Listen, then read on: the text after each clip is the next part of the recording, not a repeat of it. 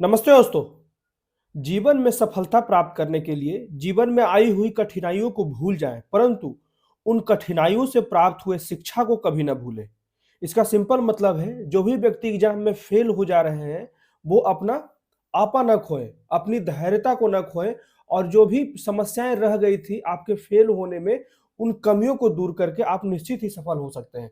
तो इसी के साथ आइए आज का डिस्कशन शुरू करते हैं। आज का डेट है 13 जनवरी 2024 और अभी हम डिस्कस करेंगे द हिंदू के कुछ इंपॉर्टेंट आर्टिकल्स हिंदी में। सबसे पहला आर्टिकल, एक आईएएस ऑफिसर जो है अभी हाल ही में अपना रिजिग्नेशन दे दिए हैं। ठीक है, वो अभी हाल में एडिशनल चीफ सेक्रेटरी थे एजुकेशन डिपार्टमेंट के, बिहार एजुकेशन डिपार्टमेंट के, जिनका नाम था के पाठक। वो एक बहुत ही कर्मठ अधिकारी थे, बहुत ही अच्छे आईएएस अधिकारी थे। बस उनका प्रॉब्लम यही था कि वो किसी भी गलत काम को होते हुए देख नहीं पाते थे, जिसके कारण उन्हें इस्तीफा देना पड़ा। लगातार जो राजनीतिक से दबाव पड़ रहे थे, इसी कारण उन्होंने इस्तीफा दे दिया। बिहार के जो शिक्षा मंत्री हैं चंद्रशेखर, वो और इनके बीच में बहुत ज्यादा अनबन हो गई थी, जिससे कारण इन्होंने आखिरकार रिजाइन दे दिया। ठीक है, तो इसके बारे में हम लोग विस्तार से पढ़ लेंगे, क्योंकि इन्होंने बहुत सारे चीजों में सुधार किया था।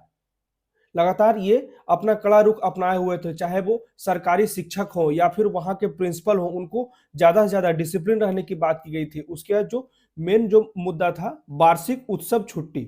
ऐसा कहा जा रहा था बहुत से भारत के वरिष्ठ नेता के द्वारा कि इन्होंने जो निर्णय लिया है कहीं ना कहीं वो हिंदू विरोधी है। ठीक है, परंतु इन्होंने ऐसा निर्णय इसलिए लिया था कि लगभग एक वर्ष में 220 दिन शिक्षण के लिए उपलब्ध रह सके। इसी के लिए इन्होंने 23 छुट्टियों से घटाकर 11 छुट्टियां करने का कदम उठाया था, और इसी से इन्हें आलोचना का सामना करना पड़ा था। और भी बहुत सी चीजें हैं जिसपे इन्हें आलोचना का सामना करना पड़ा था। मेनली जो भी व्यक्ति बेहतर कार्य करता है उसी पे लालचन लगते हैं। कहा जाता है ना बिहार में कि बने रहो पगला, काम करेगा अगला। मतलब कि बिहार में जितने भी सरकारी कार्यालय है, सरकारी ऑफिस है, वहां पे जितने भी क्लर्कियल लेवल के अधिकारी हैं, जितने भी अपर लेवल के अधिकारी, उन्हें नहीं बोला जा सकता है, लेकिन क्लर्कियल लेवल के अधिकारी 80% लोग ऐसे ही हैं। ठीक है, उसमें भी 20% लोग बहुत अच्छे हैं, लेकिन 80% लोग कोई काम ही नहीं करते हैं, इसलिए उन पे कोई दाग भी नहीं लगता है। ठीक है, इसको हम लोग विस्तार से पढ़ लेंगे। उसके जो अगला आर्टिकल है, प्रधानमंत्री ने अयोध्या में राम मंदिर के उद्घाटन से पहले 11 दिवसीय विशेष अनुष्ठान शुरू किया है। तो इस चीज को ज्यादा ध्यान से नहीं पढ़ेंगे, बस इसमें हम लोग देख लेंगे कुछ चीजें इसमें ध्यान देने लायक है, जैसे कि यहाँ पे यम और नियम का, ठीक है, दिशा निर्देश बताया गया है। तो इसको हम लोग मेनली विस्तार से पढ़ लेंगे। उन अनुष्ठानों में जो यम और नियम है उसको संदर्भित किया गया है। तो यम और नियम जो है वो कहीं ना कहीं जो है वो नैतिक दिशा निर्देश है। ठीक है, तो इसके कारण इन्हें अच्छे से पढ़ लेंगे। जैसे यम जो होता है यह पहला अंग होता है अहिंसा का, सत्यता का, अस्तेय का, ब्रह्मचर्य का और अपरिहार्य का। ठीक है, तो इसको भी हम लोग विस्तार से पढ़ लेंगे। जबकि नियम जो होता है शौच या अंदर और बाहर की सफाई, संतोष, ये सभी चीजों को शामिल किया गया है। इसी के लिए मैं इसे लेकर आया हूं कि कभी कभी एग्जाम में पूछा जा सकता है कि यम और नियम क्या है। इसको विस्तार से मेंस में भी पूछा जा सकता है। आजकल जो क्वेश्चंस आ रहे हैं सब क्वेश्चंस भी बन जाते हैं। ठीक है, एक ही क्वेश्चंस में 3-4 सब क्वेश्चन डाल दिए जाते हैं, तो इन क्वेश्चंस के लायक ये है। इसी के लिए इसको हम लोग थोड़ा सा डिस्कस कर लेंगे। उसका जो अगला आर्टिकल है, भारत के सबसे लंबे समुद्री पुल का उद्घाटन किया गया है। उसका नाम बहुत ही अनोखा है, इस नाम को याद रखेगा, अटल बिहारी वाजपेयी सवेरी नहावा सेवा। ठीक है, यह सेतु का नाम है। इसको कहा जाता है MTHL, मतलब कि मुंबई ट्रांस हार्बर लिंक। ठीक है, तो यह उद्घाटन किया गया है कल, जिसका जो कुल लंबाई है 21.8 किलोमीटर है, जिसमें से लगभग 16.5 किलोमीटर जो है वो समुद्र के ऊपर है, जिससे हर दिन लगभग 70,000 से अधिक वाहनों की आवाजाही होने की उम्मीद की गई है। ठीक है, तो इसको हम लोग विस्तार से पढ़ लेंगे। और इसमें कहीं ना कहीं एक मुख्य रोल था जापान के जो तत्कालीन पीएम थे उस समय, शिंजो अबे, उनका भी बहुत बड़ा आभार रहा है इस पुल के निर्माण के लिए। ठीक है, उसके बाद अगला आर्टिकल जो है, दूरबीन परियोजना का जायजा लेने के लिए विज्ञान मंत्रालय की टीम ने हवाई का दौरा किया। हवाई जो है वो यूएसए का एक आइलैंड है। ठीक है, जहां पे बहुत ही अनुकूल स्थितियां बनती है दूरबीन के स्थापना के लिए। ठीक है, यह ध्यान रखिएगा, यहाँ पे हवाई क्षेत्र है जो कि यूएसए का आइलैंड है। यहाँ पे एक जगह है मौना किया, जो कि एक इनएक्टिव वोल्केनो है। यहीं पे एक दूरबीन स्थापित किया जा रहा है बहुत से देशों को सामूहिक रूप से मिलकर। ये मेनली जो है, तो इसका जो नाम है TMT, मतलब कि 30 मीटर टेलीस्कोप प्रोजेक्ट। ठीक है, इसमें मुख्यतः जैसे अमेरिका हो गया, जापान हो गया, चीन हो गया, कनाडा और भारत के संस्थानों को शामिल करते हुए एक संयुक्त सहयोग के रूप में प्रस्तावित किया गया प्रोजेक्ट में भारतीय भागीदारी को 2014 में केंद्रीय मंत्रिमंडल द्वारा मंजूरी दिया गया था। ठीक है, ये दो मेनली जो है प्राथमिक, ये टीएमटी याद रखिएगा, टीएमटी को कहा जाता है 30 मीटर टेलीस्कोप। ठीक है, तो इसकी कल्पना है कि 30 मीटर व्यास वाले प्राथमिक मिरर ऑप्टिकल और इंफ्रारेड टेलीस्कोप के रूप में की जाएगी, जो अंतरिक्ष में अवलोकन को सक्षम बनाएंगे। ठीक है, that will enable observation into deep space. ठीक है, इसी के लिए मेनली जो है प्रयास किया जाएगा। लेकिन समस्याएं क्या है, तो यहाँ पे समस्याएं ये है कि लगातार अभी जो वहाँ के स्थानीय लोग हैं हवाई के, जहाँ पे दूरबीन को स्थापित किया जा रहा है, तो वहाँ पे उनका कहना है कि ये दूरबीन से कहीं ना कहीं उनका जो रिचुअल्स खराब हो रहा है, मतलब कि धार्मिक और सांस्कृतिक रीति रिवाजों का उल्लंघन हो रहा है वहाँ पे दूरबीन के निर्माण से। तो यहाँ पे एक विकल्प भी ढूंढा जा रहा है जो कि स्पेन के कनारी द्वीप समूह में है, जिसे कहा जाता है ला पाल्मा। ठीक है, जिसको मैप में हम लोग डिस्कस कर लेंगे। दोनों चीजें हम लोग ध्यान से देख लेंगे, एक तो मौना किया और एक ला पाल्मा, दोनों चीजें भी इंपॉर्टेंट है, न्यूज में आया है। तो आइए विस्तार से पढ़ लेते हैं। तो सबसे पहला जो आर्टिकल है, IAS officer K Pathak resigns after spearheading criticals but controversial reforms in Bihar education department. लगातार बहुत ही अच्छा कार्य किया गया।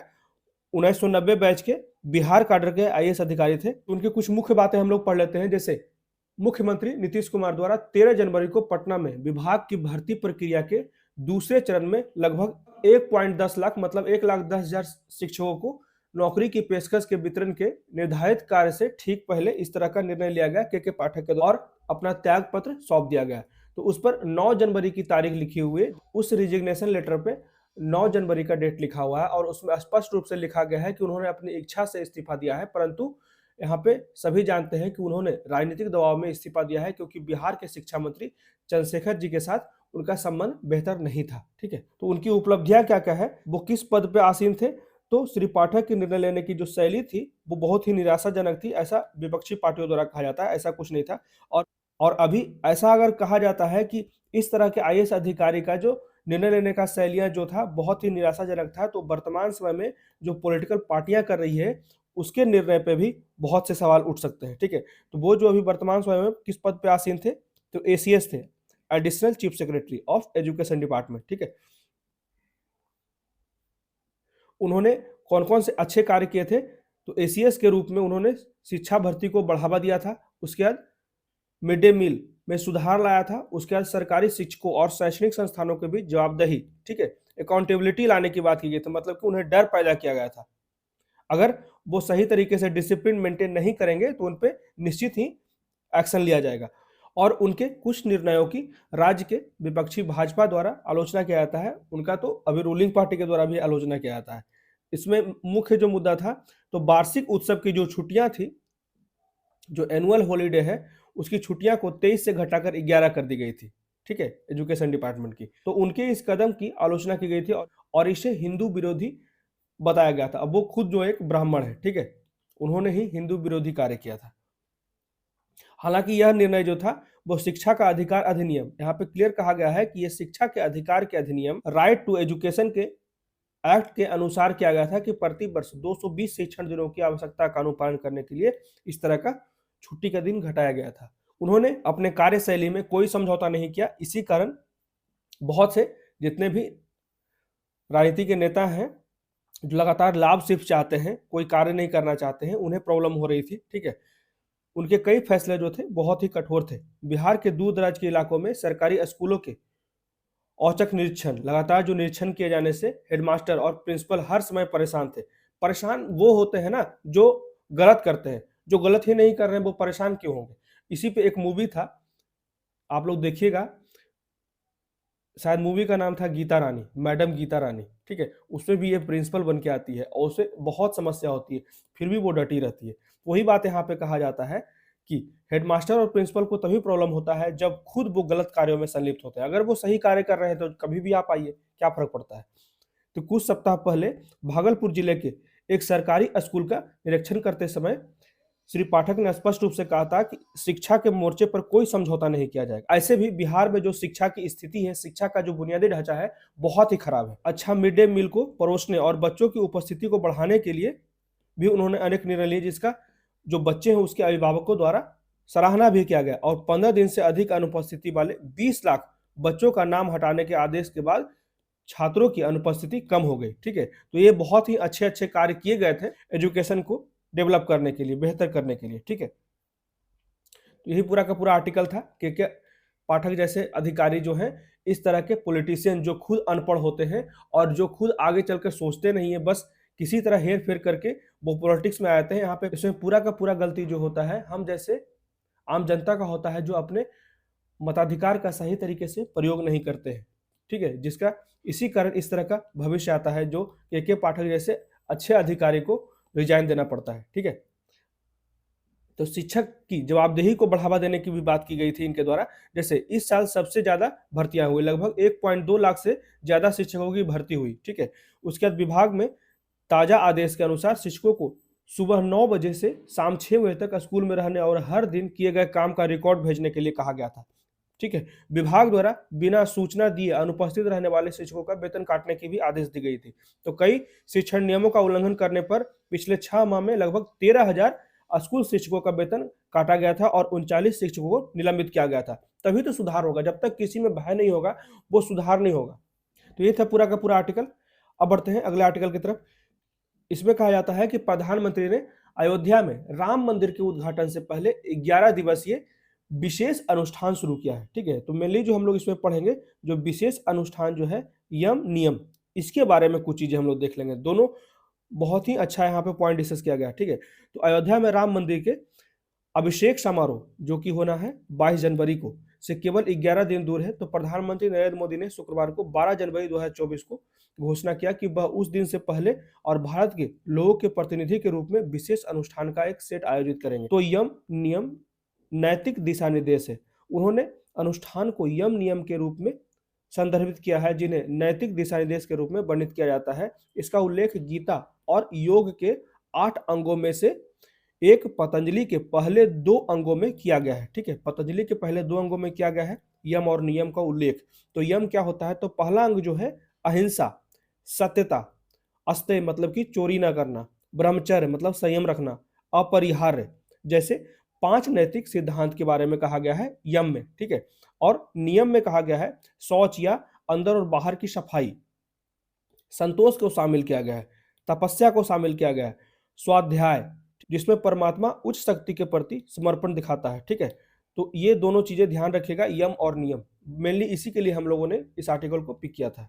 अब बढ़ते हैं अगले आर्टिकल की तरफ। इसमें कहा जाता है इंडियाज लॉन्गेस्ट सी ब्रिज इनॉग्रेटेड, भारत के सबसे लंबे समुद्री पुल का उद्घाटन हो गया। ठीक है, तो इसमें भी कुछ मुख्य बातें देख लेते हैं। ये मेनली जो है 6 लेन का ब्रिज बनाया गया है।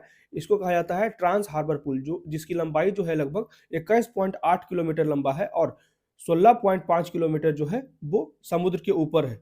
तो प्रधानमंत्री ने 12,700 करोड़ की परियोजना की आधारशिला रखते हुए कहा कि अटल सेतु भारत की बुनियादी ढांचा शक्ति को दर्शाता है। इसमें आगे कहा जाता है कि सरकार का दृष्टिकोण मेनली जो है वो परिवहन बुनियादी ढांचे को मजबूत करके नागरिकों की गतिशीलता में आसानी लाना। ठीक है, MTHL इसी को कहा जाता है, MTHL भी इस पुल को कहा जाता है। तो मुंबई ट्रांस हार्बर लिंक, जिसे अटल बिहारी वाजपेयी सेवरी नहावा सेवा अटल सेतु के नाम से भी जाना जाता है, शनिवार से सार्वजनिक आवागमन मतलब कि आज के दिन से यह आवागमन के लिए खुल गया है। तो ATMH जो है वो भारत का सबसे लंबा समुद्री पुल है, जो अभी हम लोगों ने देख लिया, जिसमें हर दिन लगभग 70,000 से अधिक वाहनों की आवाजाही होने की उम्मीद है। तो इसमें एक बात और कहा जाता है कि ट्रांस हार्बर लिंक को पूरा करने के प्रयासों के लिए जापान के दिवंगत उस समय के जो तत्कालीन प्रधानमंत्री थे जापान के, शिंजो अबे के प्रति भी आभार व्यक्त किया गया।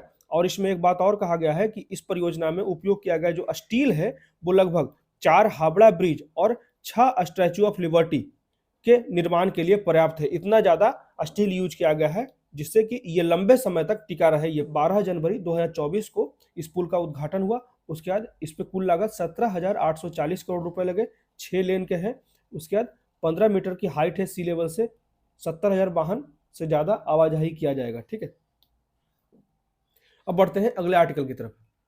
इसमें कहा जाता है कि दूरबीन परियोजना का जायजा लेने के लिए विज्ञान मंत्रालय की टीम ने हवाई का दौरा किया है। Science ministry team visits Hawaii to take stock to telescope project, एक टेलीस्कोप प्रोजेक्ट है जिसको टीएमटी कहा जाता है, 30 मीटर टेलीस्कोप, जो मेनली जो है हवाई में स्थापित किया गया है।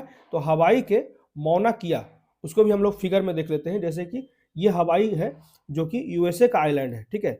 तो यहाँ पे देख सकते हैं, ये याद रखिएगा कि ये है मौना लोआ और ये है मौना किया, तो यहाँ पे स्थापित किया जा रहा है, ठीक है, ये ध्यान रखिएगा।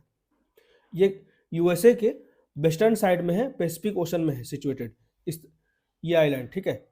तो इसमें कुछ चीजें देख लेते हैं। अंतर्राष्ट्रीय दूरबीन परियोजना का जायजा लेने के लिए विज्ञान मंत्रालय की टीम ने हवाई का दौरा किया। एक वैश्विक वैज्ञानिक परियोजना के लिए नए उत्साह के संकेत में विज्ञान और प्रौद्योगिकी विभाग के एक आधिकारिक प्रतिनिधि मंडल ने 30 टीएमटी उसी को कहा जाता है 30 मीटर टेलीस्कोप परियोजना की चुनौतियों पर चर्चा करने के लिए एक संयुक्त राज्य अमेरिका में हवाई द्वीप पर एक निष्क्रिय, याद रखिएगा इनएक्टिव, ठीक है,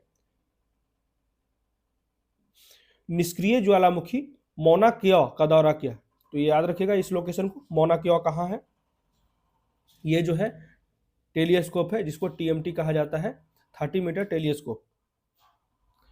तो इसमें क्यों विवाद है, काफी चुनौतियां जो आ रही है, मेनली जो यहाँ पे कहा जाता है कि दूरबीन का निर्माण के लिए धार्मिक और सांस्कृतिक रीति रिवाजों का उल्लंघन हो रहा है, इसीलिए लगातार जो है यहाँ पे स्थानीय लोगों के द्वारा मौना केओ में एक जो निष्क्रिय ज्वालामुखी है वहां पे जो स्थानीय लोग हैं इसका विरोध कर रहे हैं इस दूरबीन के निर्माण का, ठीक है। और इस दूरबीन का जो निर्माण किया गया है अमेरिका, जापान, चीन, कनाडा और भारत के संस्थानों संयुक्त रूप से सहयोग करके ये दूरबीन का स्थापना किया गया है। और टीएमटी जो है उसकी कल्पना जो है 30 मीटर व्यास वाले, मतलब 30 मीटर डायमीटर वाले प्राथमिक मिरर ऑप्टिकल इंफ्रारेड टेलीस्कोप के रूप में किया जाएगा, जो गहरे अंतरिक्ष में अवलोकन को सक्षम बनाएगा। मतलब कि telescope that will enable observations into deep space. तो ये ध्यान रखिएगा, यही कुछ चीजें थी। और अगला जो विकल्प तैयार किया जा रहा है, अगर वहां पे लोगों का विरोध नहीं रुका तो अगला जो सबसे बेहतर विकल्प है यहाँ पे जो है कनारी आइलैंड। कनारी आइलैंड कहाँ है, तो कनारी आइलैंड जो है ये भी अटलांटिक ओशन में है, ठीक है। जहाँ पे देख सकते हैं ये जो फिगर में दिखाया गया है ये जो है अफ्रीकन कंटिनेंट है, तो यहाँ पे इसके वेस्टर्न साइड में है यहाँ पे आइलैंड, ठीक है। इसको हम लोग और फिगर में देख लेंगे।